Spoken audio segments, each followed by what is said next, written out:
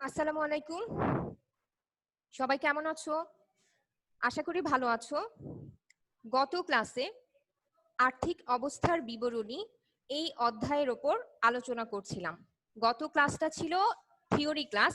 সেখানে অঙ্ক করার জন্য প্রয়োজনীয় কিছু তথ্য তোমাদেরকে দেয়া ছিল। যেমন আমি তোমাদেরকে অনুপাতের কিছু সূত্র দিয়েছিলাম।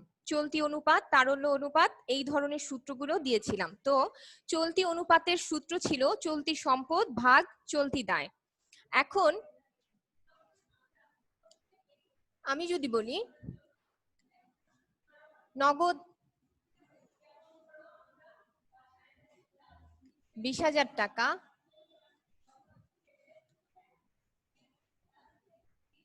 প্রাপ্য বিল 30,000 টাকা এবং প্রদেয় বিল 25,000 টাকা।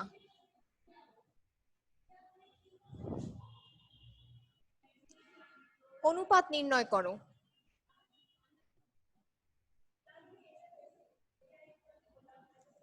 সমাধান হবে, আমি যদি চলতি অনুপাত নির্ণয় করি তাহলে এই অঙ্কের চলতি সম্পদ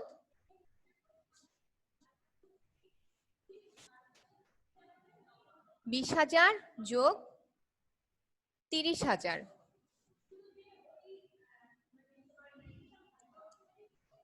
50,000 টাকা। চলতি অনুপাত হবে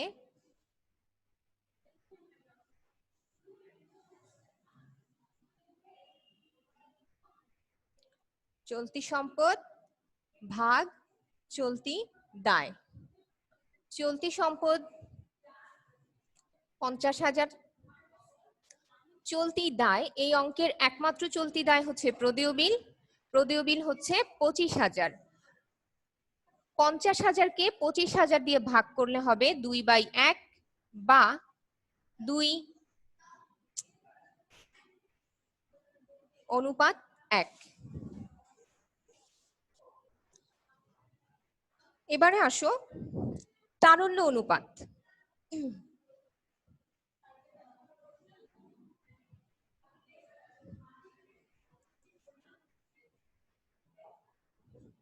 তারল্য অনুপাতের জন্য আমরা যদি আগের অঙ্ক থেকে ইনফরমেশন নেই, চলতি সম্পদ ছিল 50,000 টাকা,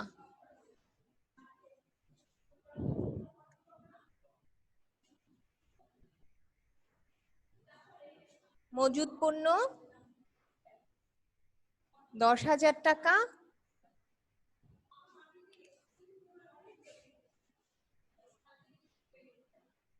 অগ্রিম খরচ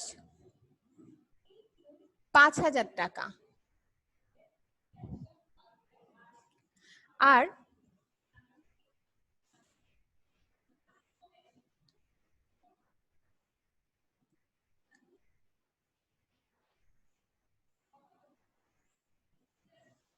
প্রদেয় বিল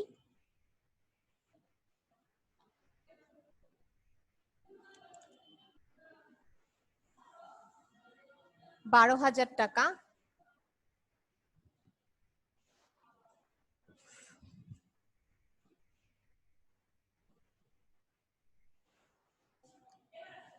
পাওনাদার 5,500 টাকা। এখানে তারল্য অনুপাতের সূত্র হচ্ছে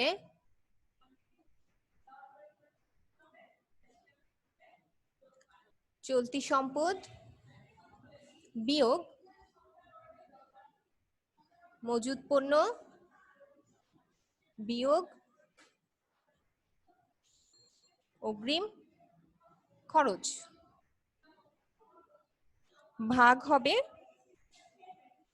চলতি দায়। আগের অঙ্কে চলতি সম্পদ ছিল 50,000 টাকা, আমরা সেই ইনফরমেশনটা এই অঙ্কের ক্ষেত্রেও ব্যবহার করছি। এই অঙ্কের চলতি সম্পদও 50,000 টাকা, তার থেকে বাদ যাবে মজুদ পণ্য 10,000 এবং অগ্রিম খরচ 5,000 আচ্ছা, অগ্রিম খরচকে আমরা 5,500 ধরি, 5,500 টাকা। সরি, অগ্রিম খরচ 5,000। আচ্ছা, আমাদেরকে ভাগ করতে হবে চলতি দায় দিয়ে। এই অঙ্কের চলতি দায় দুইটা, প্রদেয় বিল 12,000 এবং পাওনাদার 5,500। 50,000 থেকে 10,000 আর 5,000 যোগ করলে হবে 15,000। 12,000 আর 5,500 যোগ করলে হবে 17,500। উপরে হবে 35,000, নিচে 17,500। 17,500 দিয়ে 35,000-কে ভাগ করলে পাওয়া যাবে 2:1, অর্থাৎ রেজাল্ট আগেরটার মতোই। তারপর তোমাদের এই দুইটা ছিল অনুপাত, আর তোমাদেরকে আরো দুইটা সূত্র দিয়েছিলাম, সেটা ছিল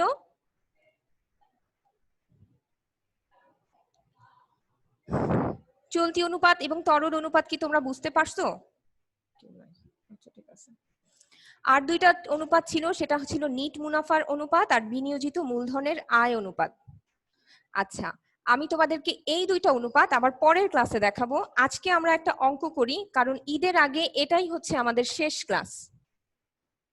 সৃজনশীল প্রশ্নের 1 নাম্বারটা ছিল সততা ল চেম্বার 2017 সালের 31শে ডিসেম্বর তারিখের অঙ্ক করতে বলা হয়েছিল।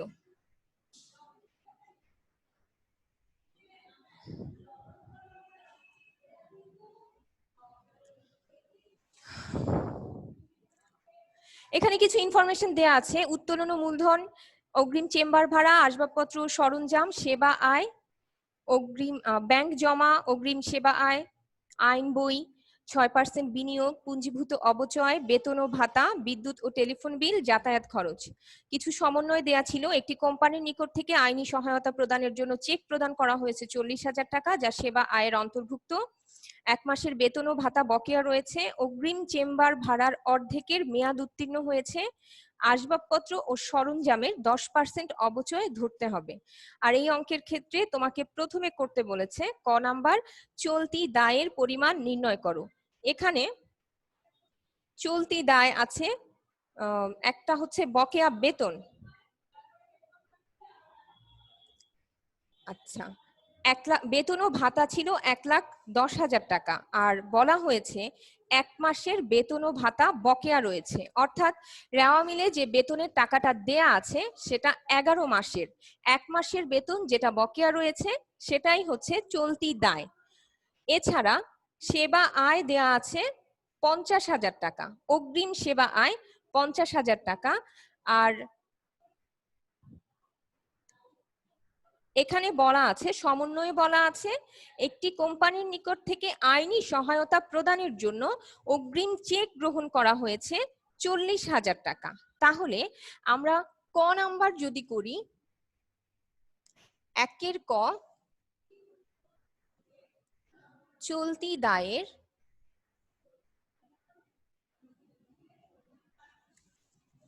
পরিমাণ নির্ণয়।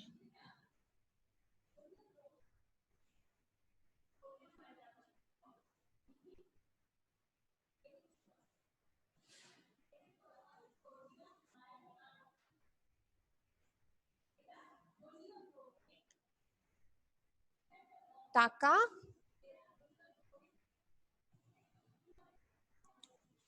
টাকা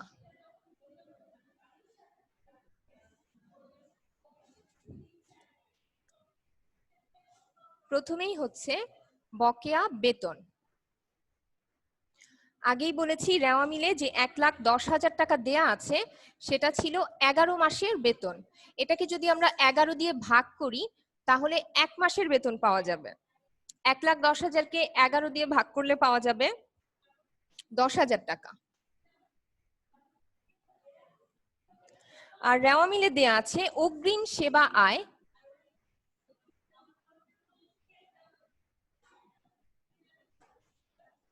50,000 টাকা।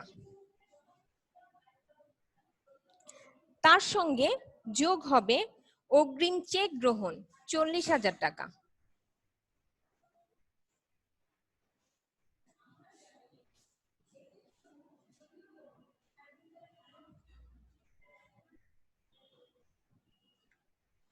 50,000 আর 40,000, এটা হচ্ছে 90,000 টাকা। আমরা জানি অগ্রিম আয় সবসময় দায় প্রকাশ করে, তাহলে মোট চলতি দায়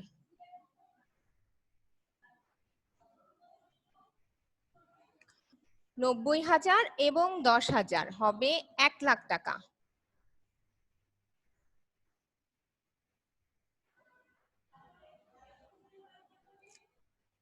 আবারও বলছি, আমরা জানি বকেয়া ব্যয় এবং অগ্রিম আয় দুটি চলতি দায়। এক্ষেত্রে বেতন দেয়া ছিল রেওয়া মিলে 1,10,000 টাকা, যেটা 1 মাসের বেতন বকেয়া আছে, সমন্বয়ে বলা আছে, অর্থাৎ রেওয়া মিলের বেতনটা 11 মাসের বেতন। আর অন্যদিকে অগ্রিম সেবা আয় 50,000 টাকা, তার সঙ্গে অগ্রিম আয় সবসময় দায় প্রকাশ করে, তাই এটা চলতি দায়ের অন্তর্ভুক্ত। আর এখানে হচ্ছে আইনি সহায়তা প্রদানের জন্য অগ্রিম চেক গ্রহণ করা হয়েছে, এটাও সেবা প্রদান করার পূর্বেই চেকটা গ্রহণ করা হয়েছে, তাই এটা অগ্রিম আয়, যেটা চলতি দায়। তাই এটা 50,000-এর সঙ্গে যোগ হবে 10,000 আর 90,000, এই হচ্ছে 1,00,000 টাকা। এবারে আসো খ নাম্বার প্রশ্নটা দেখি। খ নাম্বার হচ্ছে সততা ল চেম্বারের বিশদ আয় বিবরণী প্রস্তুত করো। বিশদ আয় বিবরণী, বিশদ আয় বিবরণী থেকে আমরা জানতে পারবো নিট মুনাফা। তো এটা যেহেতু ল চেম্বার, এটার সেবা আয় হচ্ছে 4,75,000 টাকা, এটা রেওয়া মিলে দেয়া আছে। আর এটা যেহেতু ল চেম্বার, তাহলে মক্কেলদের কাছ থেকে যে টাকা পাওয়া যায়, এটাই এই চেম্বারের প্রধানতম আয়ের উৎস।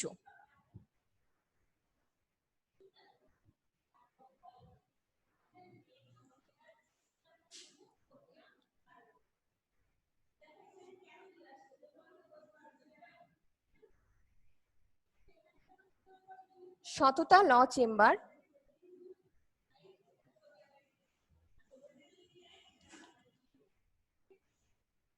বিশদ আয় বিবরণী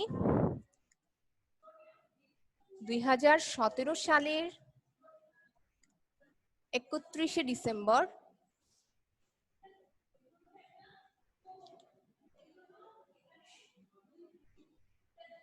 সমাপ্ত বছরের জন্য।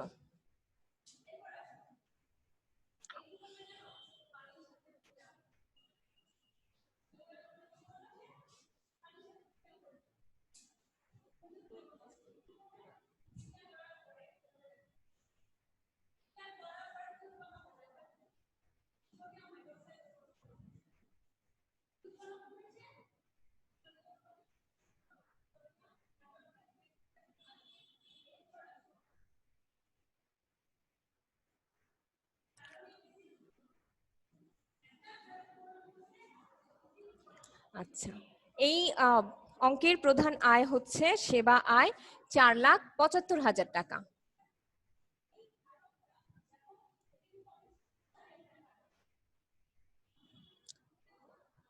তার থেকে বাদ যাবে অগ্রিম আয়। অগ্রিম আয়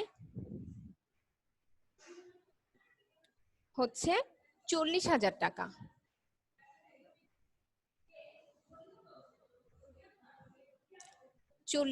টাকা।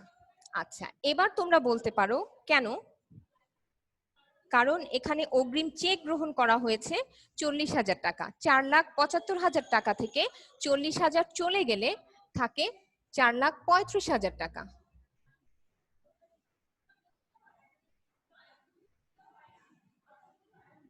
তার সঙ্গে এখানে দেখো 6% বিনিয়োগ 1/7/2015, এটা হচ্ছে 2,50,000 টাকা।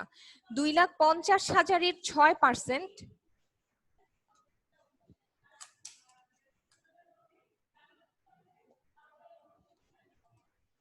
2,50,000-এর 6% হচ্ছে 15,000 টাকা। কিন্তু 1/7,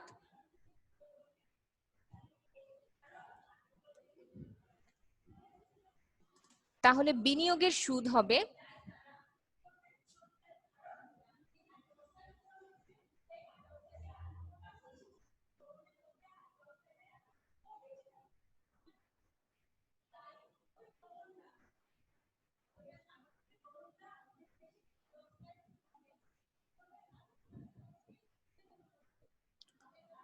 15,000 টাকা।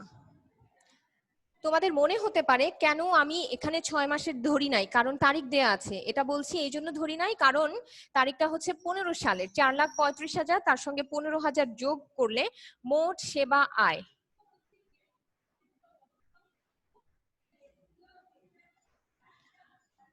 4,50,000। তার থেকে বাদ যাবে ব্যয়সমূহ।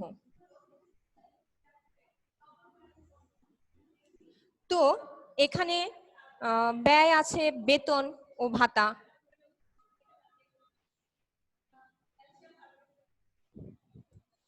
$1,10,000। তার সঙ্গে যোগ বকেয়া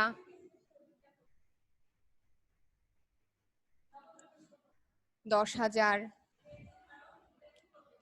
$1,20,000। তারপর আছে বিদ্যুৎ ও টেলিফোন বিল 24,000।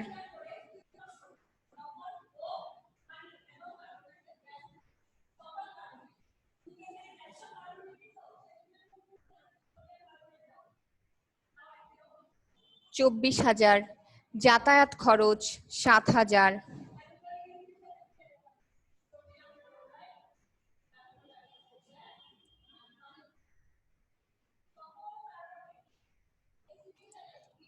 যাতায়াত খরচ 7,000।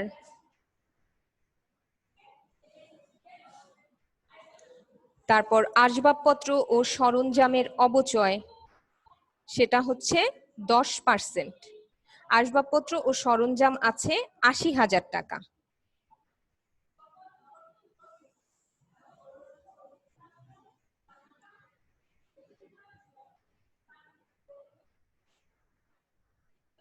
আচ্ছা, আরেকটা জিনিস ছিল, অগ্রিম চেম্বার ভাড়ার অর্ধেক মেয়াদ উত্তীর্ণ হয়েছে। তার মানে চেম্বার ভাড়া হচ্ছে 1,20,000 টাকা। তার অর্ধেক মেয়াদ উত্তীর্ণ হলে সেই অর্ধেকই হচ্ছে খরচ। 1,20,000 ইন্টু হাফ মানে হচ্ছে 60,000 টাকা। আসবাবপত্রের অবচয়,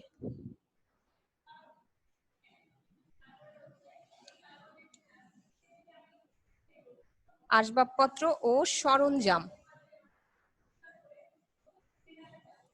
80,000, তার উপর 10% অবচয় ধরতে হবে। 80,000-এর 10% হচ্ছে 8,000 টাকা। আরেকবার বলি, সেবা আয় 4,75,000 টাকা, যেটা রেওয়া মিলে দেয়া ছিল। তারপর হচ্ছে তার থেকে বাদ যাবে অগ্রিম 40,000 টাকা এবং যোগ হবে বিনিয়োগের সুদ 15,000 টাকা। বিনিয়োগের সুদ 15,000 এই জন্য ধরবো কারণ বিনিয়োগের যে তারিখটা দেয়া সেটা 15 সালের। এটা হবে মোট সেবা আয়। এগুলো যোগ করলে পাওয়া যাবে 4,50,000 টাকা মোট সেবা আয়। তার থেকে আমি বাদ দিব ব্যয়সমূহ। এখানে আছে বেতন ও ভাতা 1,10,000 টাকা রেওয়া মিলে দেয়া আছে। বলা আছে বকেয়া 1 মাসের, সেটা আমরা ক নাম্বার অঙ্কে করেছিলাম।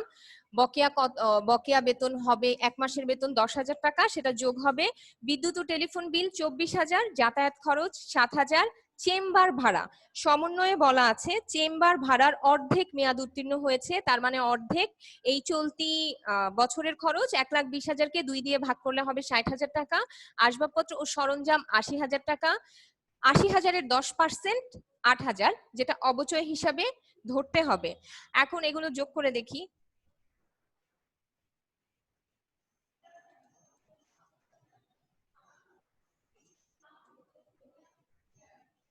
তাহলে মোট ব্যয় হবে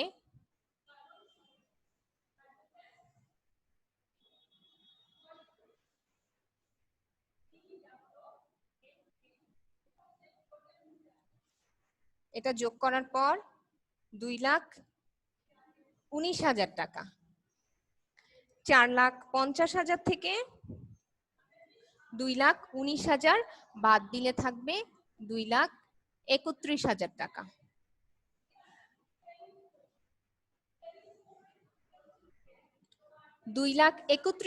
টাকা হবে নিট মুনাফা। অর্থাৎ সেবা আয় বা আয় থেকে ব্যয়সমূহ বাদ দিলে যে টাকাটা পাওয়া যাবে সেটাই হচ্ছে নিট মুনাফা। এটা ছিল খ নাম্বার। তোমরা যদি এটা বুঝে থাকো আজকের ক্লাসে, তাহলে আমরা এর পরের অংশটা শুরু করতে পারি। মানে গ নাম্বার, আর্থিক অবস্থার বিবরণীতে মোট সম্পদের পরিমাণ শ্রেণীবিন্যাস করে নির্ণয় করো। এটা অবশ্যই আর্থিক অবস্থার বিবরণী, কিন্তু এটা পূর্ণাঙ্গ বিবরণী না, কারণ আমরা শুধুমাত্র সম্পদ পাস করব, দায় পাশটা আমাদেরকে করতে বলা হয় নাই। তাই এটা আর্থিক অবস্থার বিবরণী, কিন্তু আংশিক।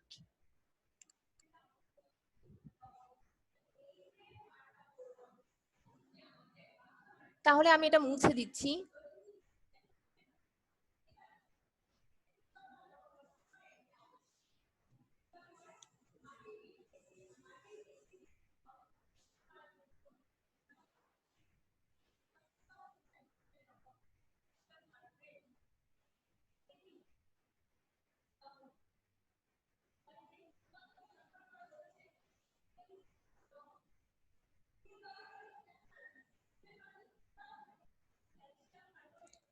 আমাদের নিট মুনাফা ছিল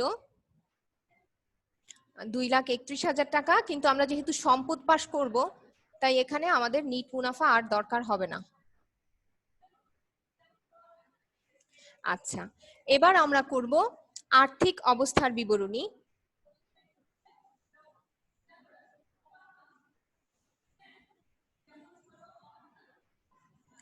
কিন্তু আগেই বলেছিলাম যেহেতু আমরা শুধু সম্পদ পাস করব, তার মানে এটা আংশিক।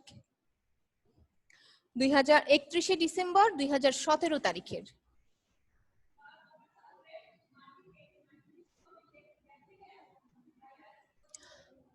আর এটা খ নাম্বার নয়, এটা হবে গ নাম্বার। তো আমরা যখন আর্থিক অবস্থার বিবরণী করব, আর্থিক অবস্থার বিবরণীতে সম্পদ পাস করতে হলে প্রথমেই আসে স্থায়ী সম্পদ। এখানে স্থায়ী সম্পদ আছে একটাই, সেটা হচ্ছে আসবাবপত্র ও সরঞ্জাম।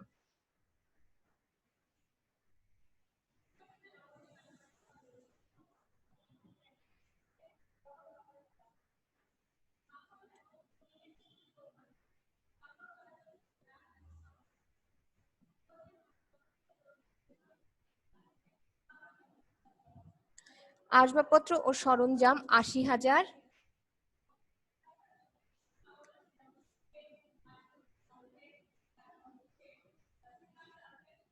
বাদ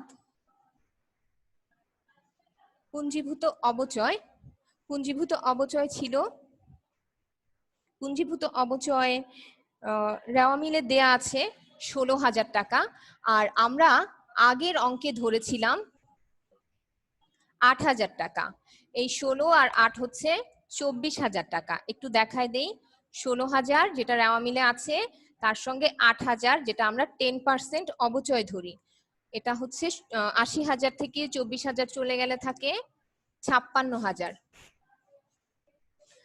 এবার আমরা দেখব অন্য যে সম্পদ আছে। অন্য সম্পদ বলতে এখানে আছে আইন বই 40,000 টাকা। মানে যেহেতু এটা ল চেম্বার, তাই এখানে আইনের জন্য ব্যবহৃত বইগুলাও এক ধরনের সম্পদ, সেটা হচ্ছে 40,000 টাকা। এটা ছিল স্থায়ী সম্পদ। 56,000 আর 40,000, তাহলে মোট স্থায়ী সম্পদ হচ্ছে 96,000 টাকা।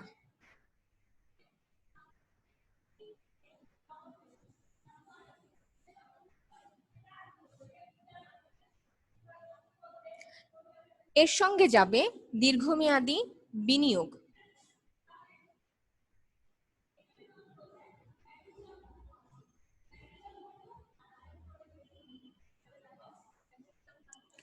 দীর্ঘমেয়াদী বিনিয়োগ হচ্ছে 6% বিনিয়োগ, 2,50,000 টাকা।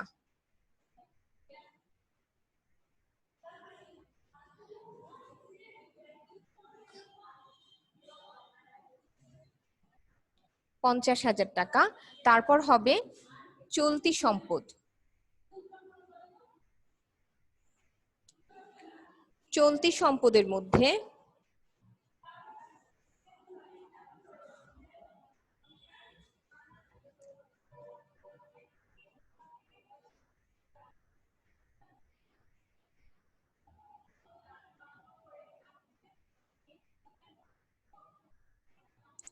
প্রথমেই আছে ব্যাংক জমা 2 লাখ টাকা।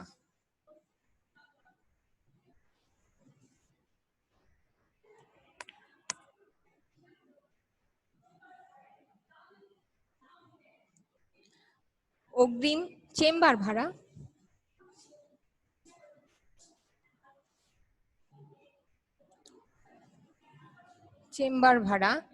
£1,20,000 মেয়াদ উত্তীর্ণ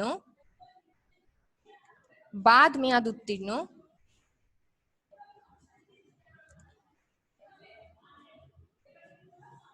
খ হতে প্রাপ্ত 60,000 টাকা।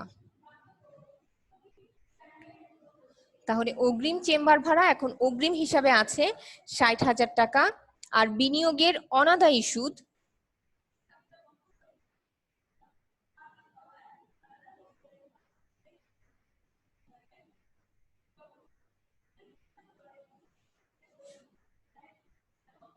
£15,000 টাকা। 2,50,000 ইন্টু 6%।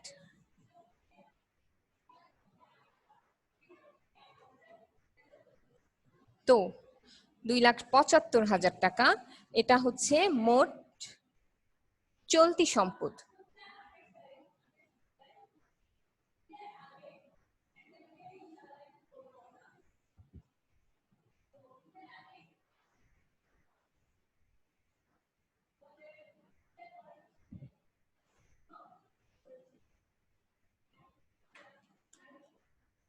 £2,75,000 যোগ 2,50,000 যোগ 96,000 হচ্ছে 6,21,000 টাকা। তাহলে আমরা যেটা করতে চাচ্ছিলাম, মোট সম্পদ সেটা হচ্ছে 6,21,000 টাকা।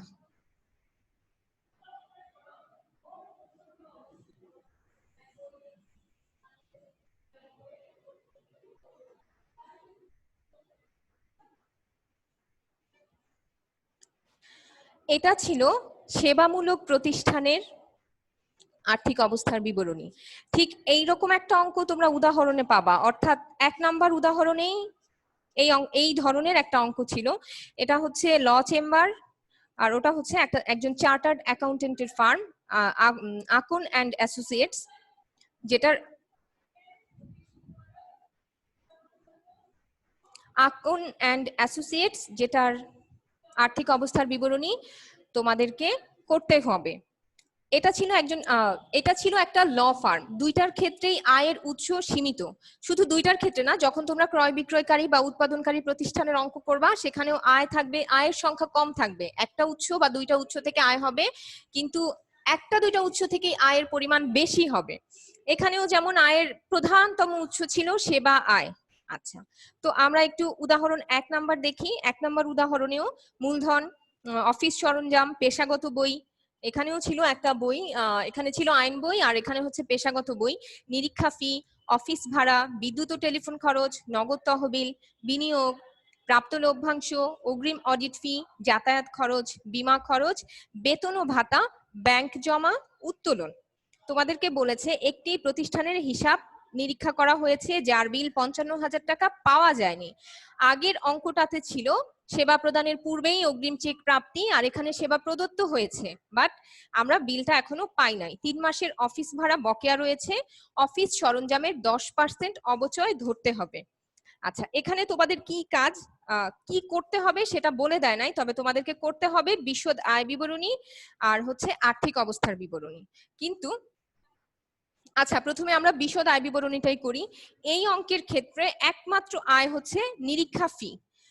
এই অঙ্কের নিরীক্ষা ফি ছিল 8,70,500, আর 55,000 টাকার সেবা প্রদত্ত হয়েছিল, কিন্তু সেই সার্ভিস চার্জটা বকেয়া ছিল।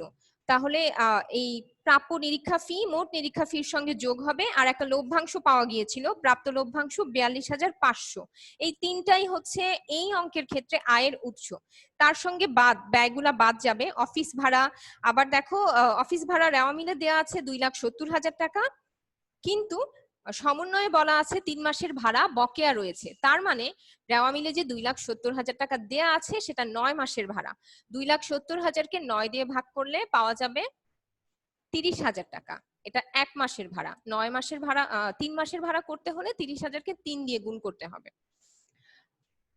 যেটা অফিস ভাড়ার সঙ্গে বকেয়া ভাড়া হিসেবে যোগ হবে। আরো আছে বিদ্যুৎ ও টেলিফোন খরচ 38,500, যাতায়াত খরচ 3,600, বীমা খরচ 6,500, বেতন ও ভাতা 65,000, অফিস সরঞ্জামের অবচয় 22,000। এগুলো হচ্ছে মোট ব্যয়। মোট আয় থেকে মোট ব্যয় বাদ দিলে যেটা পাওয়া যাবে সেটা হচ্ছে নিট মুনাফা। তারপর তোমাদেরকে করতে হবে আর্থিক অবস্থার বিবরণী। এখন আমি এই অঙ্কে যেটা করেছি আর্থিক অবস্থার বিবরণী, এটা ছিল আংশিক, কারণ আমি শুধুমাত্র সম্পদ পাস করেছি, আমাকে পূর্ণাঙ্গ আর্থিক অবস্থার বিবরণী করতে বলা হয় নাই। আমাকে শুধু সততা ল চেম্বারের সম্পদ সমূহ দেখাতে বলা হয়েছিল, বাট এখানে তোমাকে একটা পূর্ণাঙ্গ আর্থিক অবস্থার বিবরণী করতে হবে। তো এই অঙ্কের প্রথমে ছিল স্থায়ী সম্পদ, এখানেও স্থায়ী সম্পদ হচ্ছে অফিস সরঞ্জাম 2,20,000 টাকা, আর ওখানে একটা অবচয় দেয়া আছে রেওয়া মিলে, সেটা হচ্ছে পুঞ্জীভূত অবচয় 22,000 টাকা। পেশাগত বই 1,21,000 টাকা। অফিস সরঞ্জাম থেকে অবচয় বাদ দিতে হবে, যেটা পাওয়া যাবে তার সঙ্গে পেশাগত বই যোগ করলে যে টাকা পাওয়া যাবে সেটা হচ্ছে মোট স্থায়ী সম্পদ। আর দীর্ঘমেয়াদী বিনিয়োগ, এখানে বিনিয়োগ ছিল 2 লাখ টাকা। চলতি সম্পদ আছে 3টা, একটা হচ্ছে প্রাপ্য অডিট ফি, ব্যাংক জমা, নগদ তহবিল। এই মোট স্থায়ী সম্পদ, দীর্ঘমেয়াদী বিনিয়োগ এবং মোট চলতি সম্পদ 3টা যোগ করলে পাওয়া যাবে মোট সম্পদ। তার থেকে আমাদেরকে বাদ দিতে হবে মালিকানা সত্ত্ব মানে মূলধন, আর হচ্ছে চলতি দায়। তো মালিকানা সত্ত্ব ও দায়, এটা হচ্ছে তোমাদেরকে মালিকানা সত্ত্ব বিবরণী আলাদা করে নিতে হবে। আর চলতি দায়, অগ্রিম অডিট ফি, বকেয়া অগ্রিম অডিট ফি হচ্ছে 60,000 টাকা, আর বকেয়া অফিস ভাড়া 90,000 টাকা। যেগুলো বকেয়া অফিস ভাড়া 90,000 টাকা তো তোমরা ক নাম্বার করার সময় সমন্বয় থেকেই পেয়ে যাবা। আচ্ছা, আর হচ্ছে মালিকানা সত্ত্ব বিবরণী। মালিকানা সত্ত্ব বিবরণীর অংশটা আমি তোমাদেরকে একটু দেখায় দিই। এটা কোনোভাবে এই অঙ্কের অংশ নয়, এটা আলাদা। মুছে ফেলি।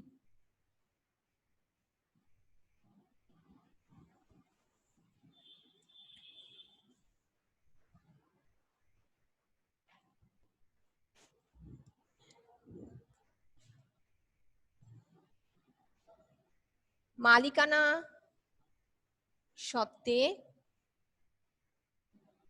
পরিবর্তন বিবরণী।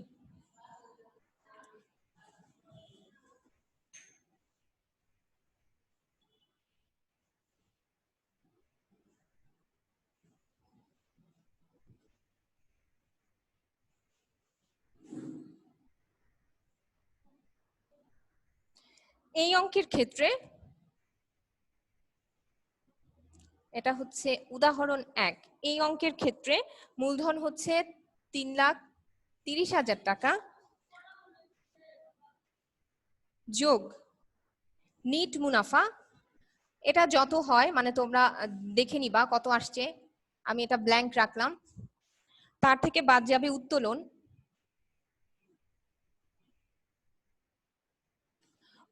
হচ্ছে 48,000 টাকা। যোগ বিয়োগ করে যেটা আসবে সেটাই হচ্ছে মালিকানা সত্ত্বের পরিবর্তন বিবরণী, যেটা দায় পাশে লিখে নিবা। এটা আমি বলে দেই, এই নিট মুনাফা হচ্ছে ক হতে প্রাপ্ত।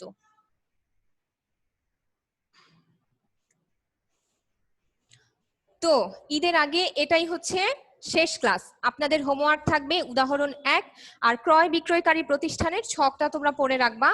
সবাই ভালো থাকবা, সুস্থ থাকবা, বাসায় থাকার চেষ্টা করবা। আল্লাহ হাফেজ।